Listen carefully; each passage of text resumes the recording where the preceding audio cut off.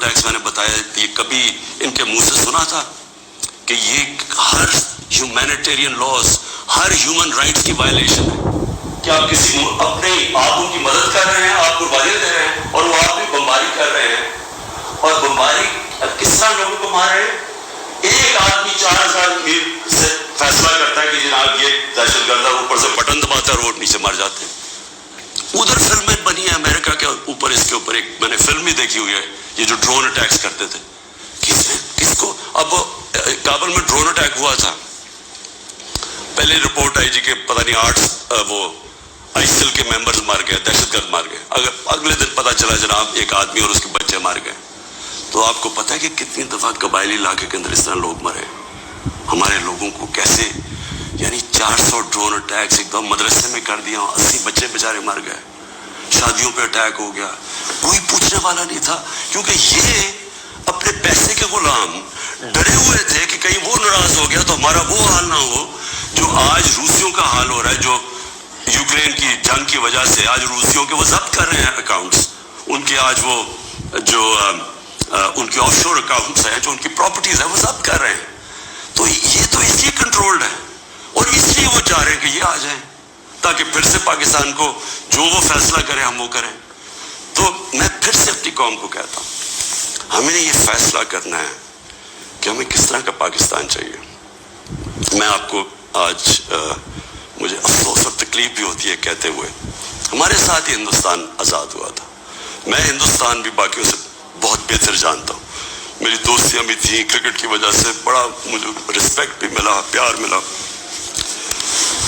میری لوگوں سے وہاں واقفیت بھی بڑی ہے. مجھے بڑا افسوس ہے کہ یہ صرف ایک RSS کی آئیڈیالوجی کی وجہ سے اور یہ جو کشمیر میں انہوں نے کیا ہے اس کی وجہ سے ہمارے تعلقات نہیں ہیں.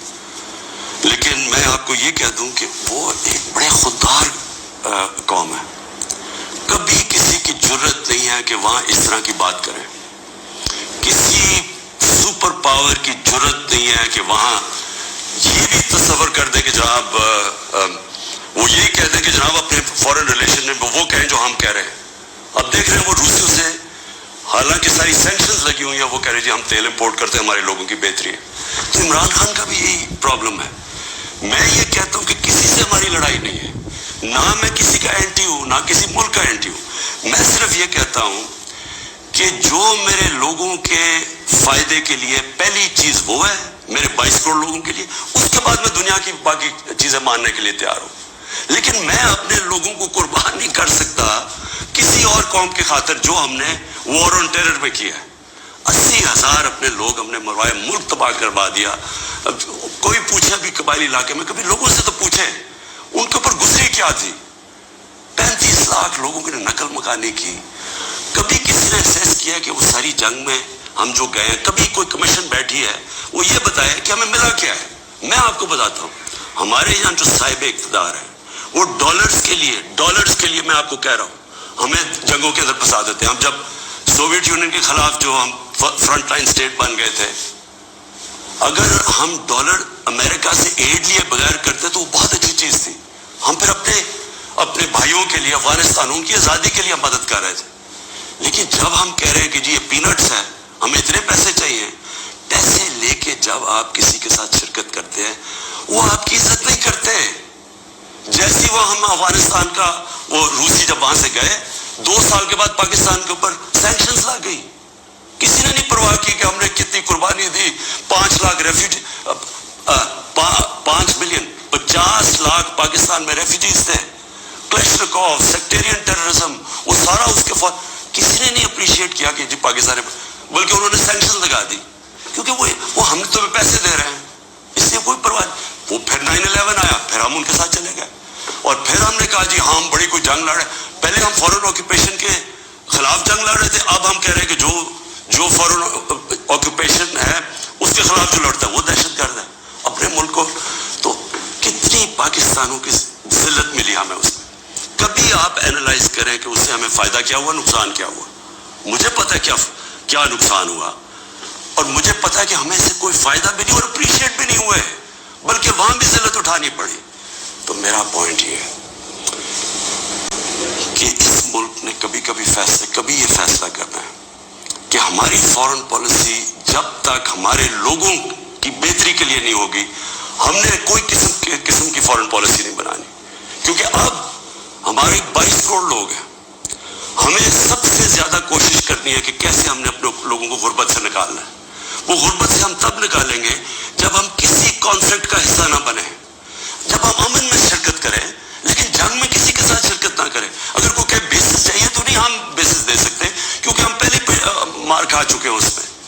اس لیے وہ مجھے افسوس سے کہنا پڑتا ہے کہ ان کو وہ لوگ پسند ہیں جو کہ ان کی ہر بات مانیں گے، جو کہیں گے کہ بیگرز آر ناٹ چوزرز، جو کہیں گے کہ جی پاکستان لائف سپورٹ مشین پہ تو مدد کرو. ان کو اس طرح کے لوگ چاہیے، یعنی جو پہلے سے گرے ہوئے ہوں گے. وہ کہتے ہیں نا، وہ طفل کیا گرے جو گھٹنوں کے بل چلے.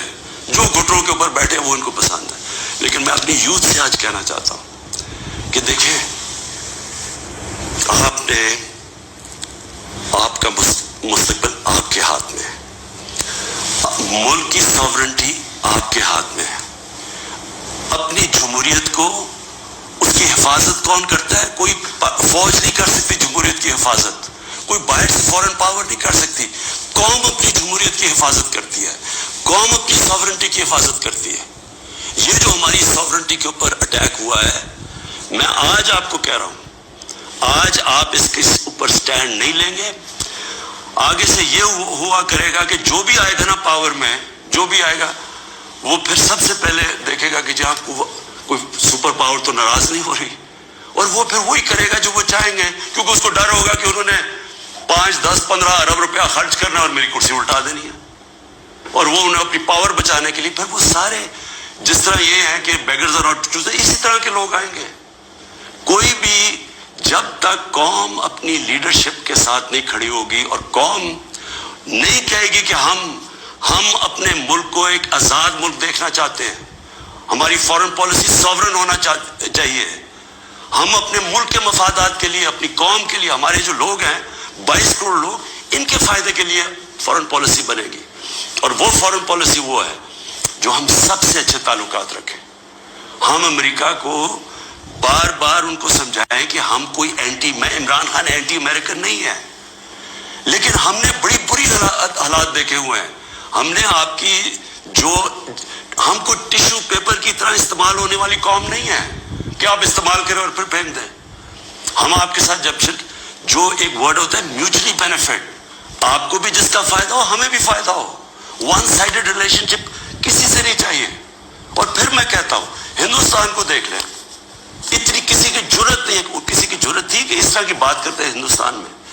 یورپین یونین کے جب ایمبیسڈرز نے یہاں بالکل پروٹوکول کے خلاف سٹیٹمنٹ دی کہ جی پاکستان کو روس کے خلاف سٹیٹمنٹ دینی چاہیے، کیا وہ ہندوستان میں کہہ سکتے ہیں؟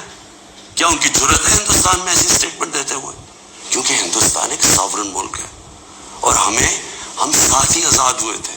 تو میری اپنی قوم سے یہ ہے کہ دیکھیں، آپ نے اپنی ساورنٹی کو پروٹیکٹ کرنا ہے.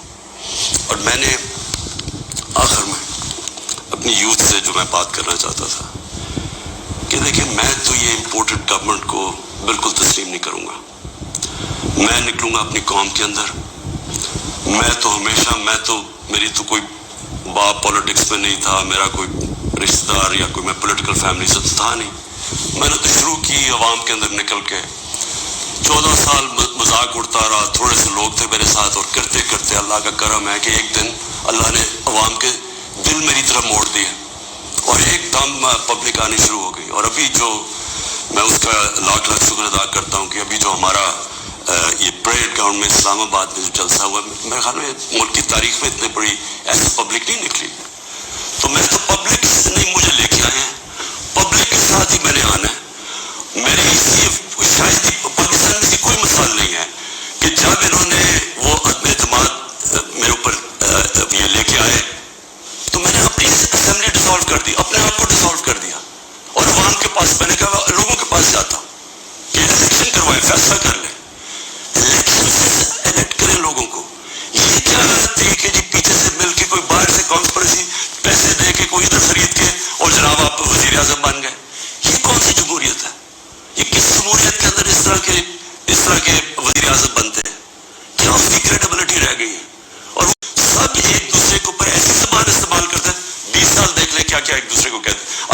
سارا یہ جمگٹا اکٹھا ہو جائے گا اور صرف ایک مسئلہ ہو، کسی طرح بس پاور مل جائے تاکہ پھر سے پہلے جو NRO 1 ملا تھا ان کو ساروں نے انہوں نے مل کے جو چوری کی جنرل مشرف نے NRO دے دیا، اب یہ NRO 2 ہوگا آتے ساتھ ہی پاور. اچھا کیوں نہیں عوام کے پاس گئے؟ انہوں نے کہا 3.5 سال کہ جناب یہاں تو بڑی نااہل حکومت ہے، یہ ایسے ہے، لوگوں میں جائیں گے وہ انڈے ماریں گے. تو ہم تو کہہ رہے ہیں لوگوں میں آؤ، اور اب یہ پوری کو اب بھاگ رہے ہیں لوگوں کے اندر. کیوں یہ بھاگ رہے ہیں؟ کیونکہ ان کا مقصد کوئی عوام کی پالیٹکس نہیں ہے. ان کا مقصد صرف یہ ہے کہ وہاں اسمبلی میں آئیں. سب سے پہلا یہ کام میں آج آپ کو کہہ رہا ہوں اور میری قوم آپ کو اس کے اوپر نظر رکھنی ہے، کیونکہ یہ آپ کا پیسہ چوری ہوا ہے. انہوں نے نیب کو ختم کرنا ہے، انہوں نے اپنے کرپشن کیسز ختم کرنے ہیں. اس وقت حالات یہ ہیں کہ یہ جو سارے ضمانت کے اوپر ہیں، یہ ان کو کیا ڈر ہے؟ ڈر کس چیز کا ہے؟ ان کے سارے کیسز آنے لگے ہیں سامنے، تو وہ جلدی جلدی ہٹانا چاہتے تھے کہ کسی طرح یہ اپنے کیسز سے نکل جائے. تو قوم نے نظر رکھنی ہے. پھر انہوں نے، میں دوسری چیز آپ کو کہوں، یہ کبھی انہوں نے نیوٹرل امپائر سے میچ نہیں کھیلا. ان کا سب سے بڑا خوف یہ ہے کہ وہ جو EVM مشین ہے جو ہندوستان میں بھی ہے،